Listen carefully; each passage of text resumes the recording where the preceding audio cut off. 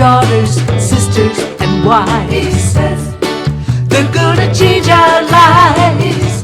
In women, in girls, they'll make a better world. Invest in her. Invest in her. Invest in her. Invest in her. And now here's your host, Catherine Gray. Welcome to the Invest in Her series, where we are always talking to female founders and funders. And today we have on an incredible entrepreneur. Her name is Rachel McCrary. She is the founder of RX Bra. Welcome, Rachel. How are you? Thank you so much. I'm doing well. How are you? Great, great. And I know you're normally here in West Hollywood, but today we're talking to you from North Carolina, where you're originally from. Yes, that's right. I'm originally from Wilmington, North Carolina. I live in West Hollywood now. Awesome. Well, I am excited to talk about your new innovative product. And of course, my show is always based on the fact that there are so many incredible women out there with game-changing ideas like yours, and they have a hard time getting funding. And so I want to talk about your successful path and, you know, your journey to success, because you will definitely be an inspiration to others out there that have innovative ideas. So first of all, how did you come up with this RX Bra idea? And tell the audience what the RX Bra is, about your infrared technology threads that you're patenting. And, you know, I know you're actually a designer that went to fit them, and I'm sure there's people out there that, you know, have done the same and would love to hear about your journey. So tell us how this got started and how you came up with this idea and what exactly this product is. Oh gosh, yeah, sure. So first of all, the RX Bra is a medically effective bra that's also cute and comfortable. It has far infrared yarn. So similar to an infrared sauna, it increases blood flow and circulation, which promotes healing and oxygenation in the skin so that she heals faster. So we actually take the infrared yarn, we take the infrared and infuse it into ceramic, break it up into a powder and permanently bond it to the yarn. And then the yarn, as opposed to making a fabric, is put right into the machine. And I put calculations into a very large computer, and it spits out a finished garment so that there's no cutting and sewing and like stitches and extra thread, so that it's so smooth. Because after you've undergone any kind of breast augmentation, I'm sure you can imagine if you have an incision or something, you would want something just like really smooth and comfortable. And then the infrared increases the circulation so that you have less swelling, less stretch marks and bruising. And then after you have your bandages taken off, it can decrease scarring over time. That's amazing. And, you know, I know a lot of people that have had this type of procedures or surgery and would definitely benefit from this. I can't wait to tell them about it. It's incredible. How did you come up with this? I mean, you're a designer. I get that you designed it, but this sounds so intricate and, you know, almost like engineering or scientific. Or a technology. Like, did you team up with people that helped you create that? Yeah, so I did, but I'm a lingerie expert. So I lived in Asia doing product development, design, and sourcing, and working with every component of a bra for about 15 years. Oh, wow. So I was doing everything from designing components, sourcing them, trying them, doing quality control, fitting them on different sizes of women, from preteen to more mature women.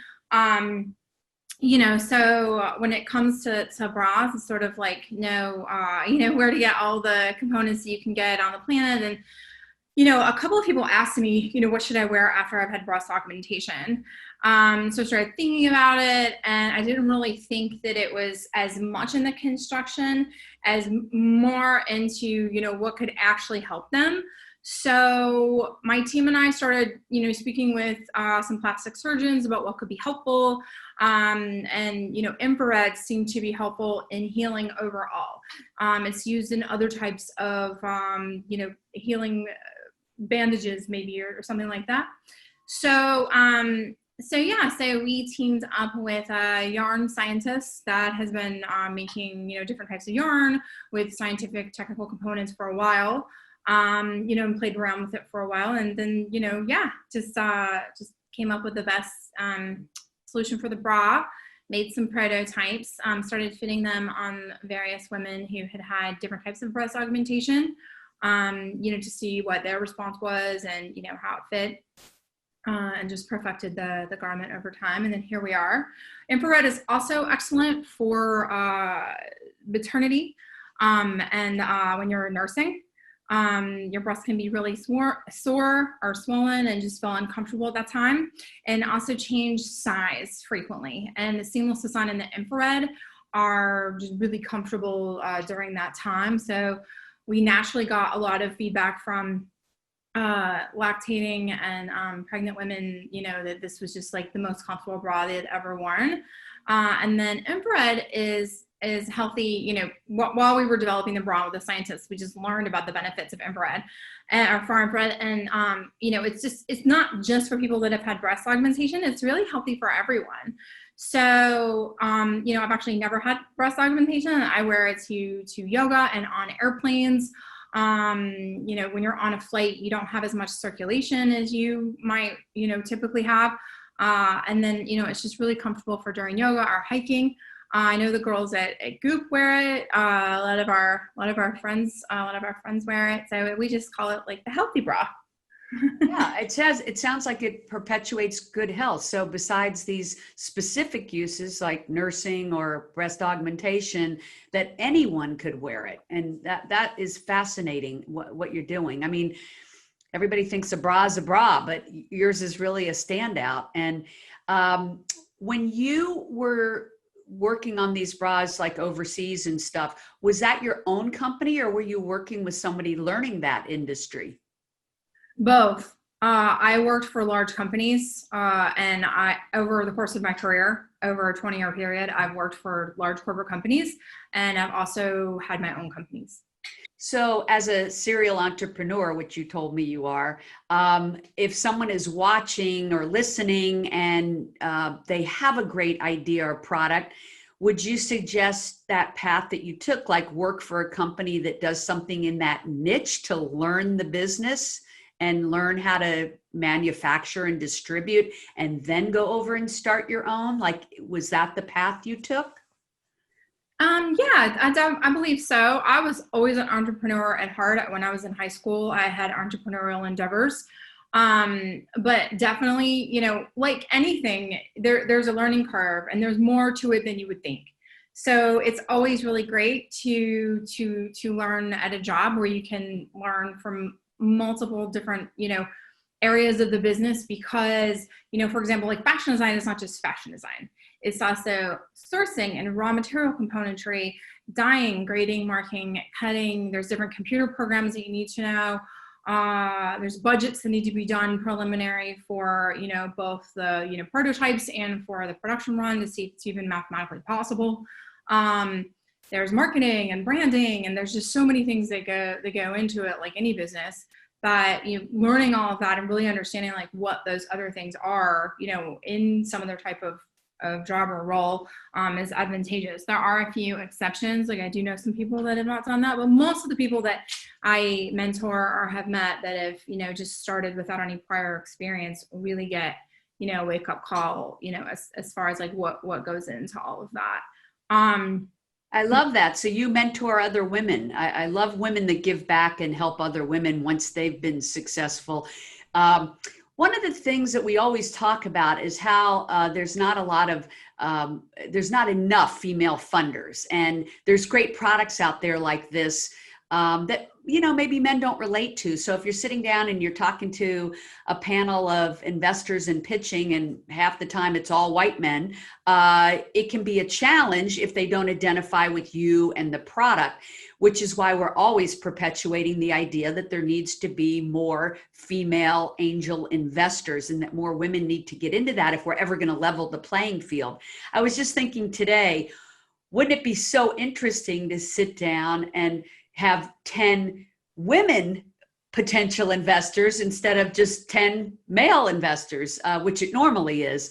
It would be nice if we could flip that, and we're definitely on a mission to get more women to be investors. How did you get your initial investing? Did you finance this yourself? Did you get investors involved in it? How did you get your funding to get going? This particular business for RX Bra, we did a very tiny friends and family round in the very beginning and then didn't do anything else. I mean, I'm talking like under $50,000, you know? Wow. We kept, in this case, which doesn't always work. In this case, we just took all of the revenue and just kept putting it back in until it grew and grew and grew, which was hard. And my business partner, I have two co-founders, there's three of us. We all have a lot of business and entrepreneurial experience, you know, so I don't know if everybody can do that. And I think it depends on, you know, what you're doing. I have had several other funded startups before. I was a solo female founder at them. And then there are a couple that I mentored that I helped fundraise for that had men involved as well. I would say that when it comes to pitching women's products to men, if you ever need me to write a PhD thesis on that, I can execute that for you. Because I've always had, you know, women's products for the most part. I did advise and operate at a digital bank for a year, but other than that, I've mostly done women's products. So, you know, there are some things that I have learned, and rather than sort of like complain about the climate and all of that, I like to give people sound bites of what can be helpful to them. You know, I have raised both angel and venture capital from men for my women's products before. One thing that I would say is important when doing that is to know your audience. If you can do research ahead of time, do that. If you can't, be good at reading the room really fast and understand what makes somebody interested and what makes them intellectually curious. So is that your entrepreneurial story? Some investors, they just want to hear that like heartfelt passion. Some do not at all. They just want to know about financials. When am I going to see a return? Are you profitable? If not, when? Exactly what month and year? You know, and what do those margins look like, both net and gross? And just be prepared to rattle all of that off at a moment's notice at any time. Are they someone who is going to follow other investors, or do they like to take the lead? You know, just gather as much information as possible and then learn to pivot your pitch quickly. I see over and over again, I've judged about, you know, I don't know, I've pitched probably a couple hundred pitch competitions myself, and I've judged a couple hundred. I would say a big mistake that people make is when it gets to the questions part, they have this thing that they want to get out. And they're just like dying to. Don't do that. Just listen. And when someone asks you a question, just answer the question and then stop talking. Don't over answer the question and go on to like a story, because they're waiting to ask something else. And the more questions they can ask, and the more you can answer at rapid fire, the more information that they're looking for they will receive. Let them lead that conversation. And if you're sitting in a one-on-one meeting, do the same. If they're kind of like going like this and trying to get something in, just stop talking and let them ask and let the conversation goes where it goes. You may love to talk about your journey and like what happened to you, but if they just want to go into finances, just be ready to just talk about that. I would say that a lot of people just have it in their head. Maybe they've taken a pitch class and there's like this format or like a meeting format and they think they need to stick to that. But in real life, it just is really listening and having like a real back and forth conversation where you're present and just really listening to what it is and feel their energy of what they would really like to hear. Nobody's going to be giving better advice than this, because you have done a couple hundred pitches. That is amazing. You know, I'm sure that it's like anything, practice makes perfect, and nothing is going to give you a better handle on it than to pitch. Obviously, that's what's made you a pro at it. And there's nothing like getting that type of practice at it to make it work. Your advice is great about bobbing and weaving. I know what you're saying. People have these pat things that they want to say or get across, and it's so important. Yeah, I don't care if you're doing a pitch or you're doing a podcast. It's important to listen and go with the flow of what's taking place in the moment. I'm a big believer in that. Well, thanks for sharing, these tidbits, because I do think there's a lot of women out there that want to pitch, but they're afraid because they don't know how to put together the pitch deck, or they don't know, how to pitch or what investors are looking for. And I like using this platform to learn from people like yourself that have done this a lot. So did you say you've also been on pitch panels? Do you invest in other women? I have not yet. I have, given a lot of complimentary help and advice, and hands-on help, like, real help, not just blurbs, many times. And also to men. I'm a teacher at the Startup Boost in Santa Monica. So I help them with their pitch and just sort of like early stage startup endeavors. And I have, judged some pitch competitions because I've won a few. I do think I will be an angel investor, or possibly run some type of accelerator or something in the future. That is something that I have been, asked to do many times. I'm just a little busy right now, but definitely something that I would probably do in the future for sure. I think that is one of the paths as women that we need to take. Is the more successful women we have, the more we need them to give back and become angel investors. And that in itself is going to perpetuate leveling the playing field. And I'm glad you're headed down that path. And just as important as funding is mentorship. So I applaud you for doing the mentorship. That's just as valuable. When we've done our pitch fests in the past, the people that have won and gone on to be successful have said that it wasn't just the funding, it was having other women believe in them and help mentor them, and that was just as valuable. So I appreciate that feedback. You have already done in the six figures with your sales, and you are rocking and rolling and growing like crazy, right? Which I applaud you. And you sell this online, rxbra.com, correct? Yes. And also directly to surgeons. Yes, we sell directly to plastic surgeons all over the US and in Colombia, and we're expanding soon. We sell them online at rxbra.com. We actually now have RX mask that you can purchase on the RX Bra site. We were asked to create a mask out of the same fabric as the bra. I didn't mean to have it here, but I do. It's a headband, so you can pull it down when you need to.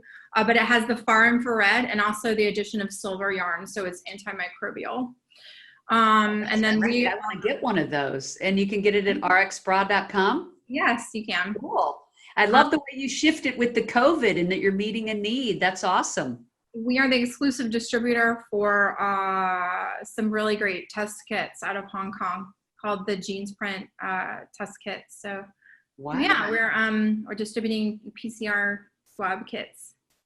Yeah. So just like your pitch, same with your business, you bob and weave to the times. Yes. Yeah. So I know you started your career at FITM and then, worked in this bra industry for so many years, and now you're on your own, rocking and rolling. What is your future? Do you want to roll out other products, or do you just want to grow this product right now? I mean, obviously you're rolling out the mask and some other things. So are you broadening your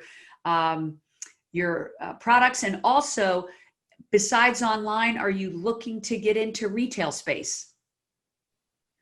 We have had people reach out about retail. We are open to that. We had some meetings about that this morning, actually. We were looking into other garments before COVID happened, and we developed the prototypes because we were asked to make some things for liposuction, and then for when you have different types of incisions on your arm. and we made them, and then the COVID thing happened. So like many people, our business, sort of had an unexpected shift. And we're actually extremely busy right now. And I think people having a little more free time. There's a lot of breast augmentation going on for various reasons. And along with our mask. So we're pretty inundated, frankly, right now. But we will pick up with our other products because we do get asked for those. And everyone thinks, that the infrared is really effective, and they love how comfortable it is. So we'll definitely expand into other products. Hopefully, maybe in the new year, hopefully a lot of this has died down a bit. We're excited. That's great. That's awesome. So you have a team calling on doctors, or do doctors go to your website? How does that work? They normally find us through our website, through Google, or on Instagram. Very cool. And your social media is at RxBra. Mm-hmm. Great. Yes. So people can find you on social media. They can find your website. If they know someone or they themselves need your product, it's available online, which is really cool. And it's patented in the US and other countries? It's patent pending in the US, yes. Great.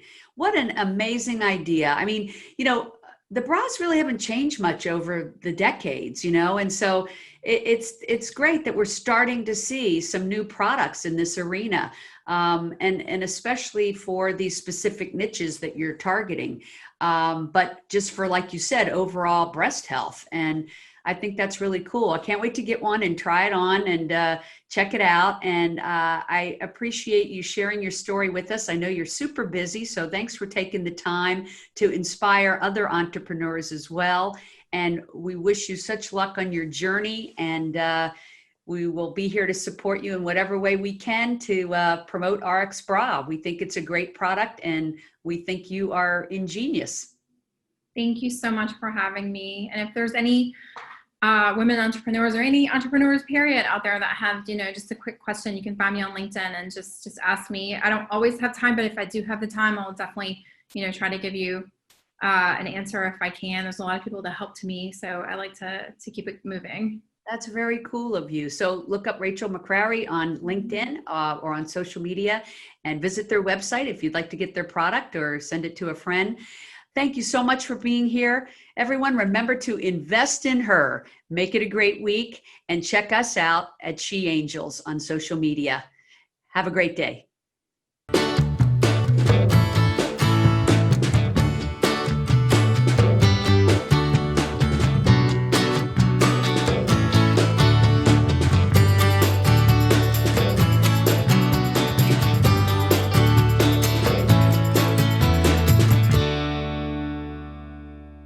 Our theme music was created and produced by Lindsay Tomasic.